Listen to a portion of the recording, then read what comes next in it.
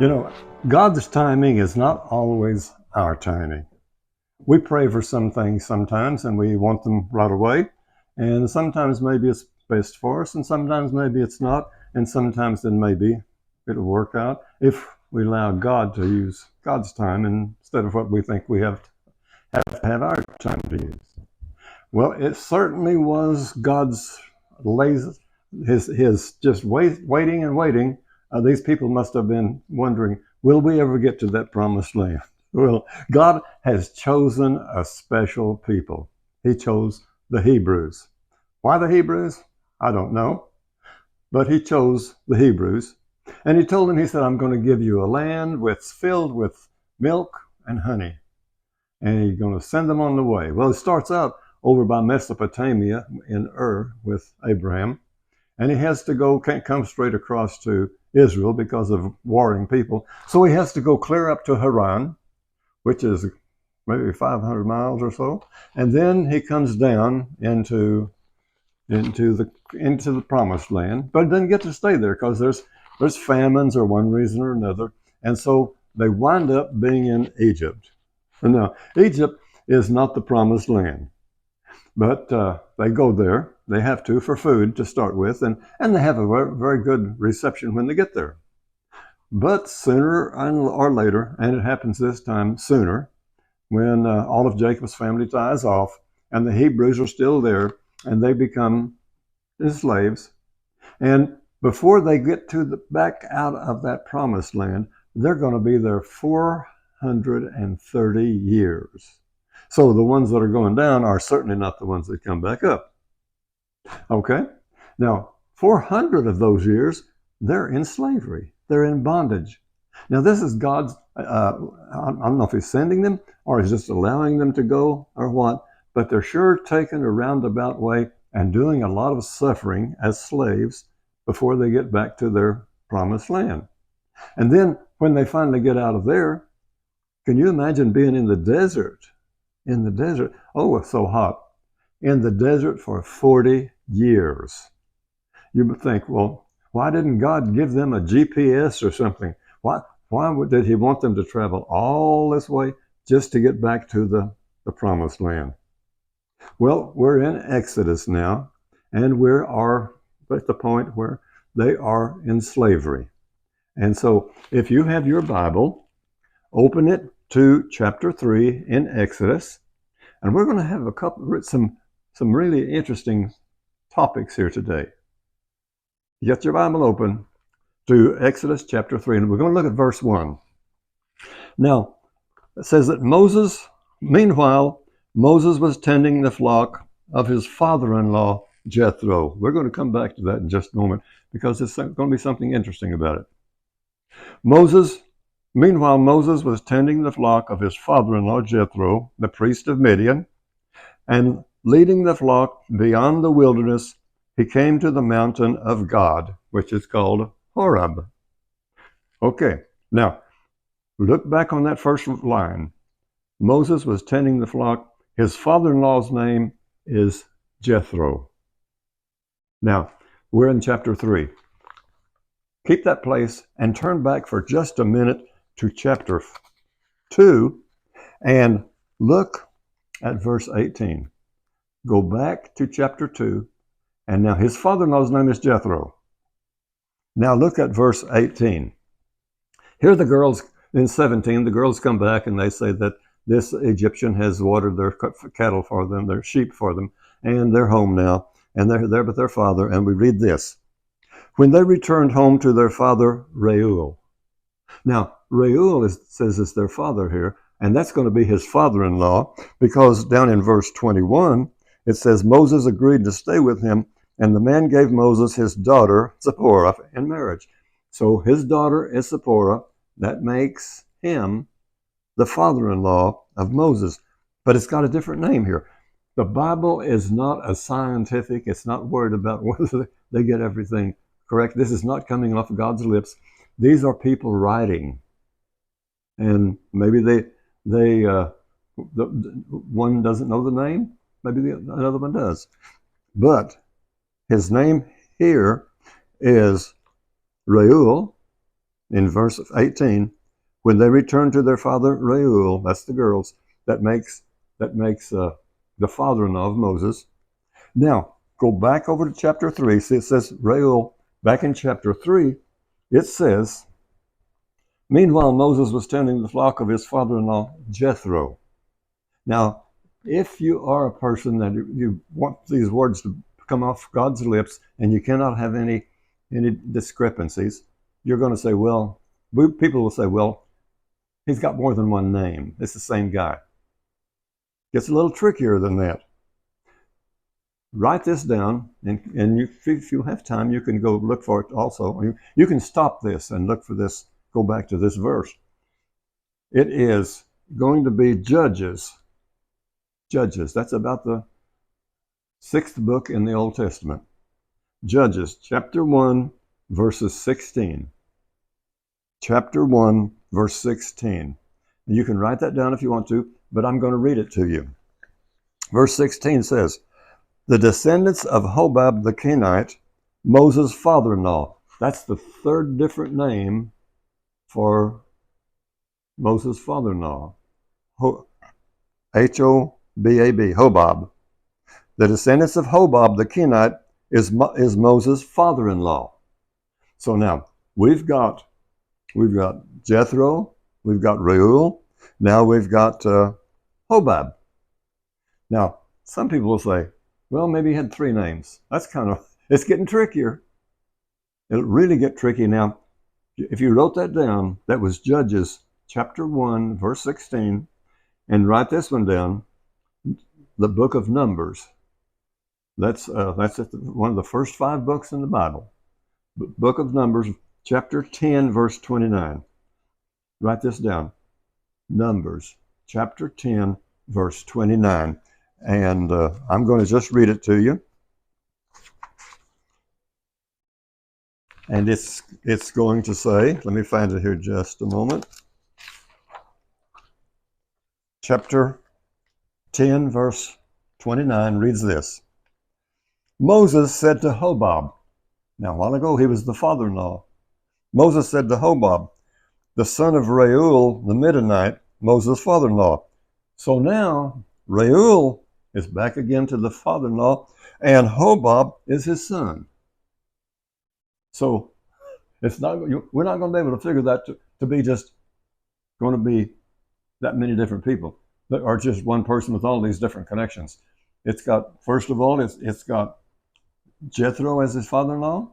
It's got Reuel as his father-in-law. It's got Hobab as his father-in-law. And now it says, Moses said to Hobab, the son of Reuel, and Reuel was the father-in-law of Moses. Now he is the father of Reuel, the Midianite.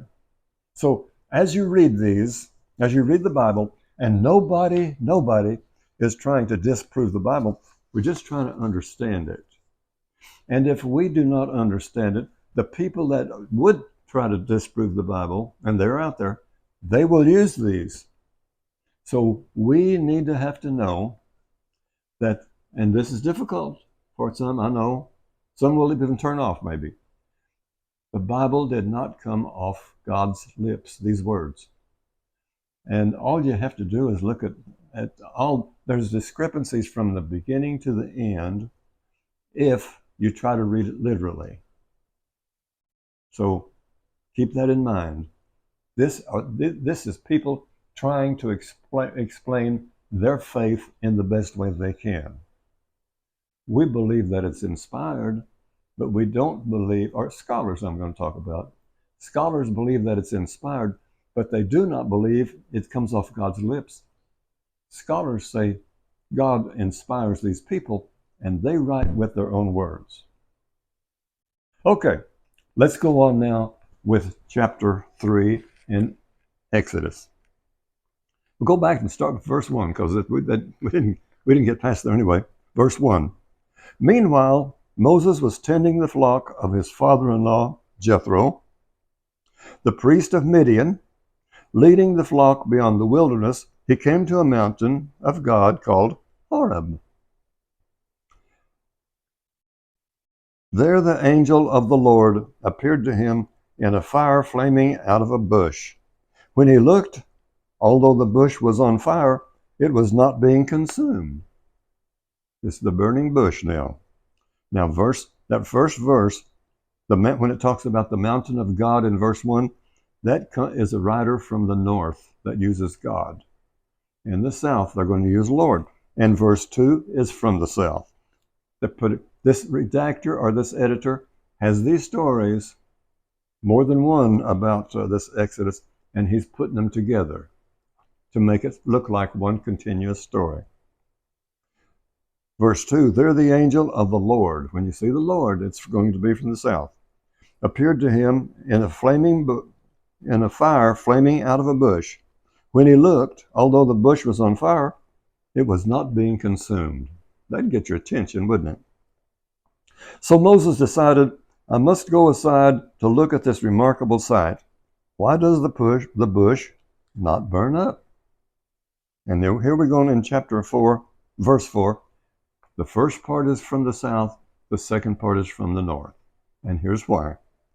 When the Lord, you see the word Lord, when the Lord saw that he had turned aside to look, now you get God. God is from the south. God called out to him from the bush, Moses, Moses, and he answered him, here I am. Now this redactor or this editor has stories, and he's putting them in there the way that makes sense to him, and he can get both stories in there, so the ones from the north won't feel left out, and the ones from the south won't feel left out. Verse 5, well, this is going to be from the south. It's God. Verse 5, God said, do not come near. Remove your sandals from your feet, for the place where you stand is holy ground. You might burn your feet too there. And when there's fear involved, it's going to be a writer from the north. Verse 6, I am the God of your father. And when we have this writer that is from the south, he uses over and over the God of Abraham and Isaac and Jacob. I am the God of your father, he continued, the God of Abraham, the God of Isaac, and the God of Jacob. Moses hid his face, for he was afraid to look at God. When you have fear, that's coming from the south. Now, the call and commission of Moses. Before we get to that, I want you to go back to chapter 2 that we had. And in chapter 2, it ends with, right after verse 22, it says, the call and commission of Moses and the burning bush. And there was nothing in there at the bottom about the call and commission of Moses and about the burning bush. I told you last week, I think, that to begin with, these writers wrote, not like we do, it was one continuous, non-breaking stream of letters. No capital letters, no punctuation, just one stream of letters. And then there was a couple of archbishops in the 1300s that said, look, if we want to read this and be able to find things, let's divide it up into, call them chapters and verses. So now we have this. But this is divided in an unusual place. It says the call and commission of Moses, but there's nothing about it. And then it says the burning bush, and there's nothing about it. But when we go to chapter 3, we've already come to the burning bush, and we're going to get the commission of Moses. Verse 6, one more time, I'll read that. I am the God of your father, he continued, the God of Abraham, the God of Isaac, the God of Jacob. And Moses hid his face, for he was afraid to look. Now, this is the commission of Moses. Somebody's going to be coming to help these people get out of there, get out of slavery. And this is the guy that's going to do it. It's Moses. Let's look now to the next verse. But the Lord, that tells us the writer is from the south. But the Lord said, I have witnessed the affliction of my people in Egypt, and have heard the cry against their taskmasters, so I know well what they are suffering. And this, when we have that writer from the south also, it's going to be very close It's like a person.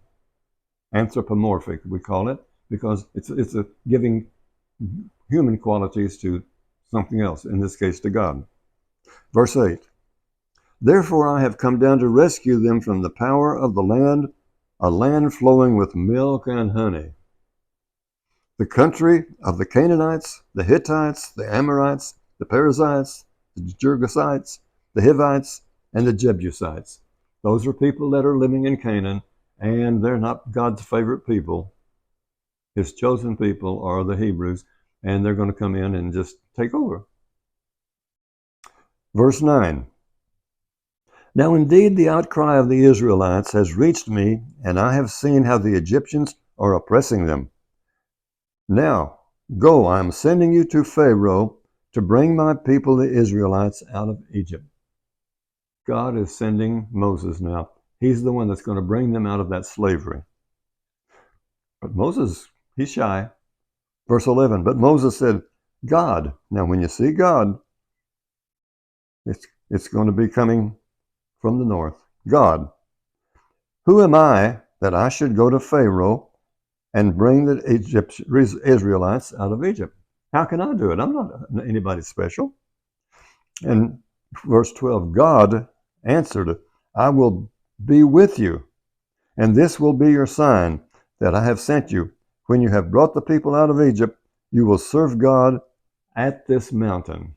So to show that he's the one, he's going to be there with God on the mountain. Verse 13, but, said Moses to God, if I go to the Israelites and say to them, the God of your ancestors has sent me to you, and they ask me, what is his name? What I tell them? I don't know who you are. Verse 14, God replied to Moses, this is my name. I am who I am. Then he added, this is what you shall tell the Israelites. I am has sent me to you. The Israelites not going to know what that means, but he'll hopefully explain it to them. Verse 15, God spoke further to Moses. This is what you will say to the Israelites. The Lord, the God of your ancestors, the God of Abraham, the God of Isaac, the God of Jacob, has sent me to you. They'll know that because they're all familiar with Abraham and Isaac and Jacob. This is my name forever, forever. So when we change from the Old Testament and our faith is in the New Testament, in Jesus, people have a hard time trying to, some do anyway, to figure out, they think they know what God's name is because of this, and they call him Jehovah. Verse 16, go now and gather the elders of the Israelites and tell them, the Lord, the God of your ancestors, the God of Abraham, God of Isaac, and the God of Jacob, has appeared to me and said, I have chosen you, and what is being done to you in Egypt? You're being slaves. So I have decided to lead you up out of your affliction in Egypt, talking to the people, into the land of the Canaanites, the Hittites, the Amorites, the Perizzites, Girgasites, the Hivites, and the Jebusites, a land flowing with milk and honey. Takes them a long way around to get there.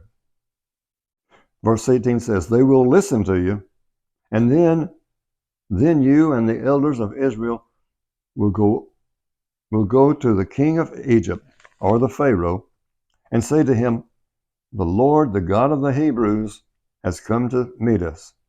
So now, let us go a 3 days' journey in the wilderness to offer a sacrifice to the Lord our God. And last, yet I know that the king of Egypt, or the Pharaoh, will not allow you to go unless his hand is forced. The king of Egypt is stubborn. So I will stretch out my hand and make Egypt, and strike Egypt with all the wondrous deeds I will do in its midst. Now he's calling wondrous deeds, and what he's going to do is sending plagues on them. After that, he will let you go. Verse 21, I will even make the Egyptians so well disposed towards the people that when you go, you will not go empty-handed. They'll even give you stuff to get you out of there, because they're going to do some suffering with 10 different plagues. Verse 22, every woman will ask her neighbor and the neighbor alien in her house for silver and gold articles and for clothing, and you will put them on and your sons and daughters, so you will plunder the Egyptians. God sounds kind of fierce sometimes, doesn't he? I'm going to give these people all these plagues, and they're going to be so glad to get rid of you. They're going to give you the gold in their house and the silver in the house, and said it's like buying you, paying you to get away. It's the opposite of ransom. It's, oh, we're going to give you this money if you just get out of here. So we've got now the Egyptians are using the Hebrew people as slaves and killing their children. And we need somebody to come and be a hero. And the hero is arriving, and his name's Moses. And we're going to read in Exodus. It's going to be interesting, all the different steps that are taken to get those Israelites across that desert, and it's going to take them 40 years. Don't you know, how many pairs of shoes would they wear out after 40 years? And who makes those shoes? Well, we don't even think about this is really God speaking, and this is every little detail is going to be correct as we would be thinking about writing it. And we saw that with all the different names used for Moses' father-in-law. Well, it's been interesting. It's going to get more interesting. We're going to have some tough plagues, some tough times for the Egyptians before they let those people go. God bless you. Peace of the Lord be with you. And I'll see you next week.